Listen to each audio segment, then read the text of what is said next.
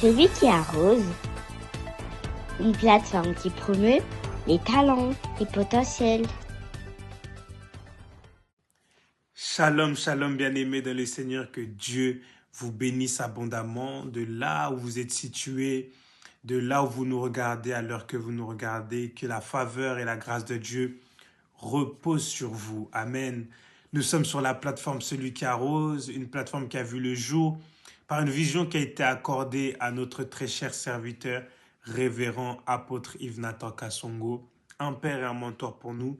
Que Dieu le bénisse abondamment. Que Dieu vous bénisse abondamment également aussi, éminents ministres, serviteurs et servantes de Dieu qui nous suivez actuellement. Je suis le serviteur Jemuel Soukami de l'Assemblée CEMP, Centre évangélique Maison de prière, à Paris comme à Kinshasa, sous la supervision du révérend pasteur héritier Gomez, que nous bénissons aussi de là où il est. Amen. Alors sans plus tarder, nous allons entrer dans notre sujet du jour, dans notre thème du jour qui est intitulé « Il entend les cris ». Il entend les cris. Bien-aimés, nous sommes dans une période où tout le monde va mal. Ou, si je pourrais dire, le monde va mal. Là où plusieurs sont en train de traverser des combats, des situations, des crises, des complications dans leur vie, où des personnes se sentent rejetées, abandonnées, délaissées. Peut-être dans l'église, peut-être au travail, peut-être dans la famille, peut-être dans son mariage, peut-être auprès de ses frères et sœurs, auprès de ses parents. Mais j'aimerais que tu puisses prendre conscience que tu n'es pas seul. Dire à quelqu'un que tu n'es pas seul et qu'il y a un Dieu dans les cieux qui entend. Un Dieu dans les cieux qui entend. Car ses oreilles ne sont pas trop dures pour entendre. Ses oreilles sont capables d'entendre. Et sa main n'est pas aussi trop courte pour agir. Alors, bien-aimés, nous allons plonger dans les Écritures pour savoir comment tourner le regard, comment tourner les oreilles de Dieu en faveur de nos vies, en faveur de notre situation, en faveur de cette circonstance qui pèse dans nos cœurs. Prenons ensemble Genèse, ou plutôt, Exode. Exode 2, versets 23 à 25. Nous prenons la parole. La parole nous dit, « Longtemps après, le roi d'Égypte mourut, et les enfants d'Israël gémissaient encore sous la servitude et poussaient des cris. Ces cris que leur arrachait la servitude montèrent jusqu'à Dieu. Dieu entendit leurs gémissements et se souvint de son alliance avec Abraham, Isaac et Jacob. Dieu regarda les enfants d'Israël et il en eut compassion. » Amen. Que Dieu bénisse sa parole. Vous allez remarquer avec moi que les enfants d'Israël, après que Joseph soit mort et que toute la lignée de ses frères sont morts et qui sont restés dans le pays d'Égypte, depuis qu'ils sont restés là-bas, 400 ans, dans l'esclavagisme, car celui qui était pharaon au moment où Joseph était premier ministre était mort, un autre était entré et il n'avait pas connu Joseph. Et ayant pas connu Joseph, avait emmené tous les enfants d'Israël à devenir esclaves, à les mettre dans la servitude pendant 400 ans. Mais la question que je me suis posée, pendant 400 ans, dans l'esclavagisme, dans la douleur, dans la servitude, l'Éternel les a-t-il pas entendus? Qu'est-ce qui a fait que l'Éternel puisse entendre, voir la souffrance de son peuple? Malgré que cela, dans le récit, si nous lisons plus haut, l'Éternel faisait en sorte qu'il se multipliait, qu'il grandissait, qu'il devenait une nation importante. un pays important au milieu des Égyptiens. Mais ils étaient toujours dans cette souffrance, toujours dans cette douleur, et l'Éternel n'avait toujours pas agi. L'Éternel n'avait toujours pas intervenu. La chose qui m'étonnait, c'est de savoir pourquoi l'Éternel n'a pas intervenu à ce moment-là. Nous remarquons que dans les Écritures, les enfants d'Israël n'en pouvaient plus de cette souffrance, ne pouvaient plus supporter la douleur de la servitude. Ils étaient en train de gémir, ils étaient sous les gémissements.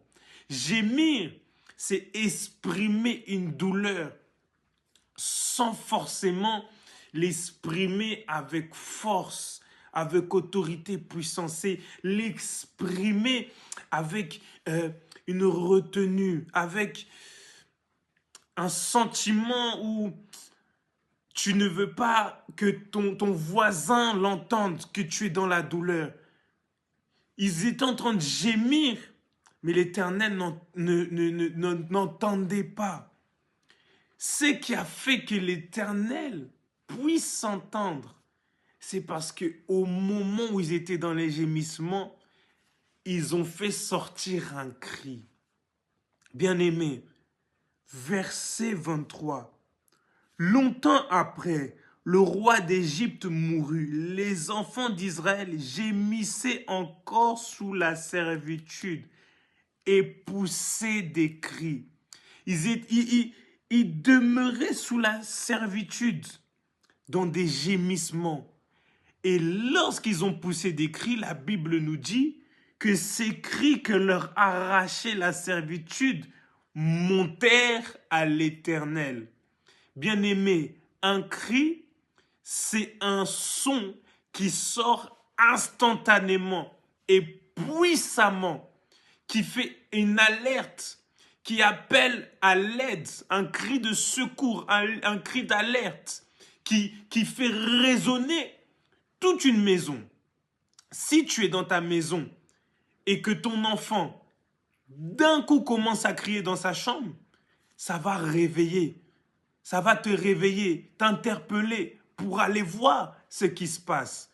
Mais si l'enfant ne crie pas et il reste dans sa chambre à gémir, toi, parent, tu n'entendras jamais la douleur, la souffrance que ton enfant est en train d'endurer dans sa chambre. Ce qui a permis à Dieu d'entendre les gémissements des enfants d'Israël, c'est leur cri. Un cri qui est monté instantanément à ses oreilles. Bien-aimé, il faudrait que tu fasses des prières de cri. Là où tu cries, ta prière doit être un cri qui monte instantanément aux oreilles de Dieu et qui l'alerte à t'entendre et à agir dans ta vie. Jérémie a dit, au fond de la fosse, j'ai crié à l'Éternel et l'Éternel m'a secouru. Jonas était dans le poisson au fond de la mer. Il a dit, lorsque j'ai crié à l'Éternel, il m'a exaucé et il m'a sorti, il m'a délivré, il m'a répondu. Bien-aimé, c'est quand il y a des cris que l'Éternel intervient et agit. C'est lorsqu'il y a des cris que l'Éternel opère des miracles et agit. Ces cris que leur arrachait la servitude montèrent à l'Éternel. Verset 24. Dieu entendit leur gémissement. Au moment où le cri est monté, c'est à ce moment-là que Dieu entendit les gémissements. Les gémissements ont toujours été là, mais les gémissements n'étaient pas perceptibles par les oreilles de Dieu tant que les cris n'étaient pas manifestés. Bien-aimé, si tu ne cries pas, tu vas rester dans ta douleur, tu vas rester dans ta souffrance. Ce qu'il faut faire pour que l'Éternel agisse, il faut que tu cries. Ne reste pas dans ce gémissement, ne reste pas dans cette douleur. Il faut que tu cries à l'Éternel. Il est écrit dans la parole, Cela est impossible aux hommes, mais à Dieu, tout est possible. Dieu est capable de changer ton histoire, de changer cette circonstance. Mais si tu ne cries pas à l'aide, si tu ne cries pas à l'aide, l'Éternel n'interviendra pas. Il est temps que tu prennes conscience de crier. Il faut que tu cries. Au moment où tu cries, Dieu voit et entend ta souffrance, tes gémissements. Et lorsqu'il entend tes gémissements, Dieu se souvient. Oh, Dieu réveille sa mémoire. Dieu réveille ce qu'il avait oublié. Il est écrit, réveille ma mémoire. Réveille sa mémoire par des cris, bien-aimés. Là où il avait peut-être oublié ses promesses, il avait oublié peut-être ce qu'il avait déclaré sur ta vie, ses prophéties. Comme on peut dire, Dieu prophétise beaucoup, Dieu parle beaucoup à certains et d'autres. Mais il peut peut-être oublier, comme il a trop dit, trop parlé. Mais en réalité, lorsque tu cries, l'Éternel se souvient de ce qu'il a proclamé sur toi. Et l'Éternel se souvient de l'alliance qu'il avait faite avec Abraham, Isaac et Jacob. Je vous emmènerai dans un pays où le lait et le miel couleront. Un pays où vous serez des rois. Un pays où vous serez bien. Il s'est souvenu de son alliance qu'il avait fait avec les pères, les patriarches de la maison d'Israël. Bien-aimé, crie. Il faut que Dieu se souvienne de ce qu'il a promis à ta vie, de ce qu'il a promis pour ton enfant. Ce qu'il a dit, il doit l'accomplir. Car ce n'est pas un homme pour mentir, ni un fils de l'homme pour se repentir. Il faut que tu cries pour que Dieu se souvienne de ce qu'il a déclaré et proclamé. Il faut que tu sois précis et concis. C'est là que l'Éternel pourra agir. S'il faut même que tu écrives sur une feuille ce que tu veux, écris-le. Mais il faut que tu sois précis. Il ne faut pas que tu puisses mélanger tous les sujets. Je veux le mariage, je veux les enfants, je veux les papiers, je veux la voiture, je veux le permis, je veux aller à Dubaï, je veux voyager en Europe. Non, sois précis. Tu veux quoi précisément à l'instant T? Qu'est-ce que tu veux que l'Éternel puisse faire pour toi? Il faut que ta prière, ou j'allais dire ta crière, puisse être précise. Et là où les enfants étaient en train de crier, les enfants d'Israël étaient en train de crier, c'est parce qu'ils étaient dans une souffrance et ils voulaient sortir de cette souffrance. Alors, dans le verset 25, on remarque que Dieu maintenant regarde les enfants d'Israël et il en a compassion.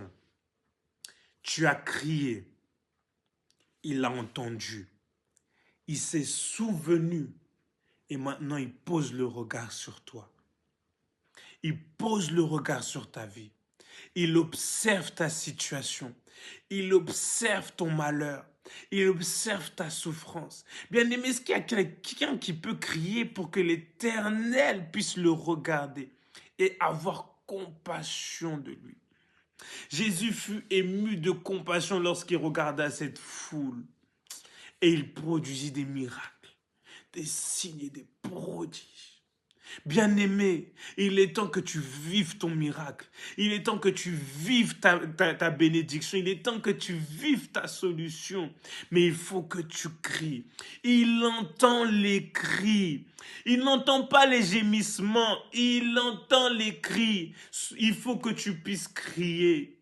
Bien-aimé, crie. Il est temps pour toi que l'Éternel agisse. Je voulais exhorter quelqu'un dans cet élan-là. Crie. Car celui qui est capable d'agir entend les cris, entend les cris. Son oreille n'est pas dure, son oreille n'est pas dure. Tu vas sortir de cette situation, tu vas sortir de ce problème. Je ne sais pas ce que tu traverses, Je ne sais pas ce que tu vis, mais l'Éternel est celui qui va te secourir. Car il n'est pas un homme pour mentir, ni un fils de l'homme pour se repentir. Il s'est souvenu de l'alliance qu'il avait traitée avec Abraham, Isaac et Jacob. Il se souviendra aussi de l'alliance, du lien, de la promesse qu'il a faite avec toi. Il a faite avec toi. Que Dieu vous bénisse abondamment. C'était votre serviteur pour vous servir. Que Dieu vous bénisse. Soyez bénis.